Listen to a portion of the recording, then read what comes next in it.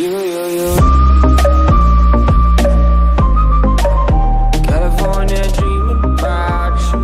it's your creepy looking bat here. Welcome to another video. Now today we are doing a bit of a different video. Now if you could tell by the title, it says something like most efficient way to farm transmog stuff, and that is exactly what I'm going to be talking about in today's video. So this is something that I've been doing for the past month or so, maybe more than a month. That's just farming transmog stuff. So it's like everything except probably the mythic Nighthold, not Nighthold, Emerald Nightmare stuff, mythic Trollvala stuff, and yeah, just basically any transmog I can find. So that's anything except, like, I don't know, necks, rings, trinkets, all that good shit. And yeah.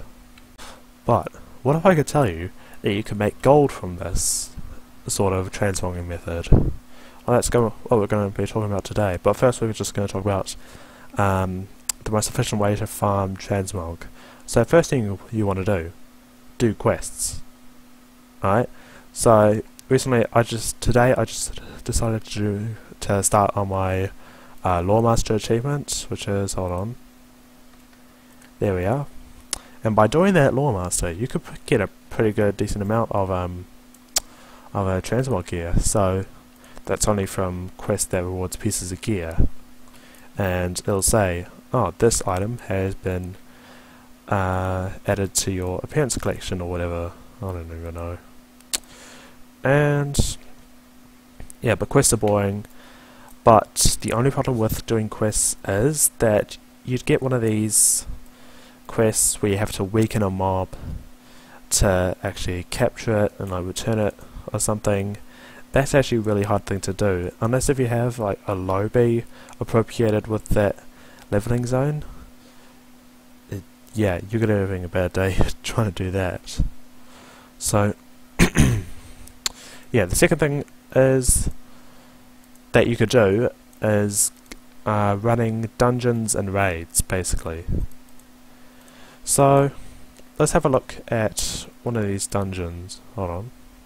Let's go to, say, Burning Crusade.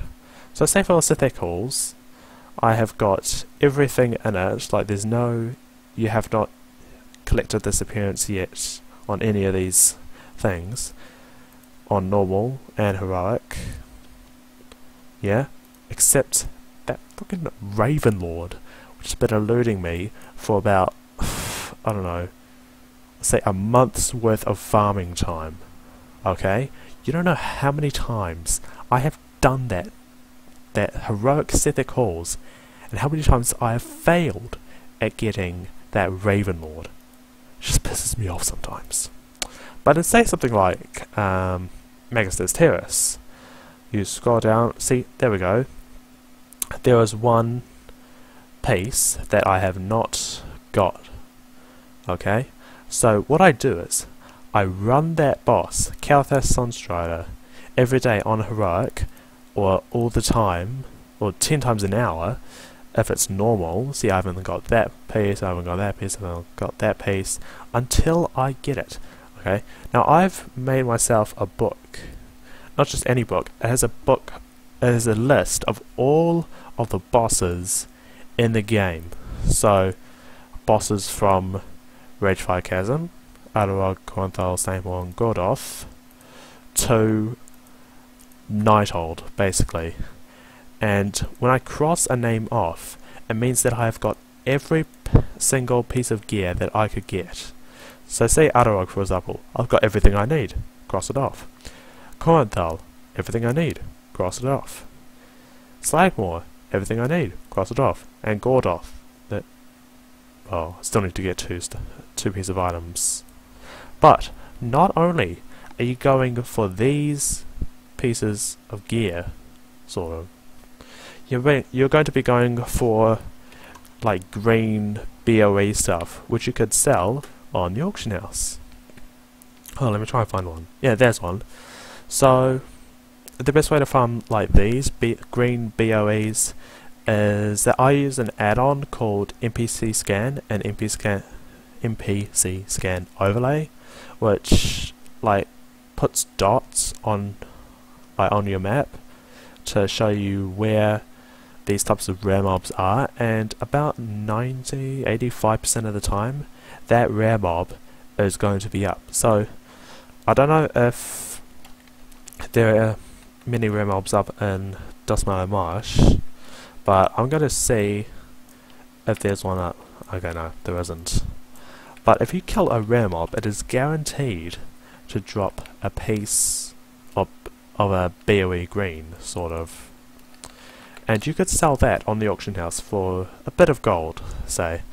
So, by running dungeons, and possibly raids, you could get the BOE items. You could sell them on the auction house for just a couple of gold. But what I recommend you do is, you sell them like a little higher, or just, I don't know, let's say 3 gold higher than the original sell price. So this is, the sell price for this one is 59 copper, can't speak today, 59 silver, and then I'd sell it for about 2-ish, 3-ish gold, and yeah, I'd make profit, alright? And that's not just one piece, alright? You'd have these bags full of BOE greens that you could sell in your auction house. So, say you have a bunch of BOE greens in your bags, put them in the auction house, go to bed, wake up the next day, and for me, like half, if not more than half, of my stuff sells, and the other stuff they just don't sell because people have already got them, or there's someone else that has put up 20 times of that same piece of gear on the auction house.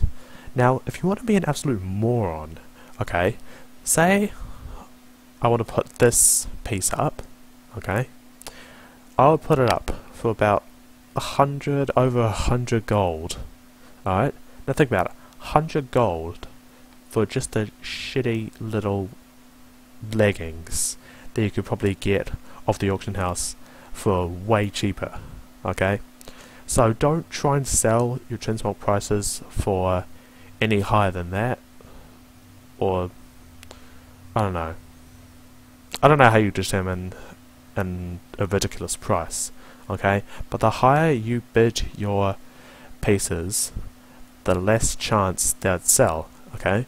I usually just put all my transmog pieces up for 1 gold-ish, and half of it will sell. Here, let me show you. Okay, I'm back in Dalaran. Ignore the FPS problems. But if I'm correct, I should have a couple of pieces of gear still in the auction house that I found while farming for transmog. Okay, so let's see here. Hold on. Wait for it. Hey, there we go. So this is round about the sell price for these pieces of gear. I know I should sell them for a bit more, but by selling them by this price, you're guaranteeing yourself this gold. Alright, so yeah, if you run like one dungeon, you could probably get about, I don't have a number out there, but I'd say you probably get about 6-ish BOEs just from that single run. And I don't know, man, it's just like, it's all about RNG. The more BOEs you can get, the better. And obviously you don't want to sell the quest rewards, rings, trinkets, or nicks, because A, they're soulbound, and B, what's the point of putting them up anyway? And I'll show you guys what not to do. Wait, let me see if I can find it. So this is something I said earlier. If you put something like low quality for a big price, then that's probably not going to be ideal. Okay, no. Okay, let's take this one for example. I know this is a Wrath of the Lich King BOE, so I could probably sell that for about 10 gold.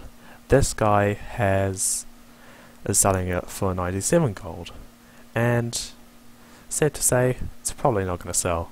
Let's go a bit higher up. Alright, let's see if I can find something.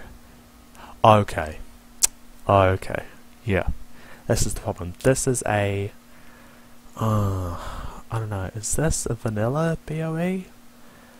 And he's selling it for 124 gold. That is a guaranteed not to sell. Unless if you're dumb and you want it. Do I want it? No. But once you have sold enough of these BOEs that you've got, you'd want to... Okay, let me just reset this. You go to weapons first of all, click search, and then you obviously want to click price per unit, or click it twice, so the top search will show you the cheapest weapon you can buy, and just go through everything and see which weapons you have not collected this appearance yet, and just buy it. But I'd say buy anything that's under 50 gold. I buy anything under 100 gold just because I have quite a bit of gold on me. And yeah, same thing with armor as well, because armor pieces are much more what do you call it? They're much more easier to get than weapons because there's more armor pieces than there is in weapons. And yeah, I think that's basically about it. If I missed anything about this video, I'll just leave it in the description, so just check that out every now and then if you want more information. But yeah, I don't know how long this video is, so it's a bit short if it is. But yeah, thank you guys for watching. Like, comment, subscribe, and see ya.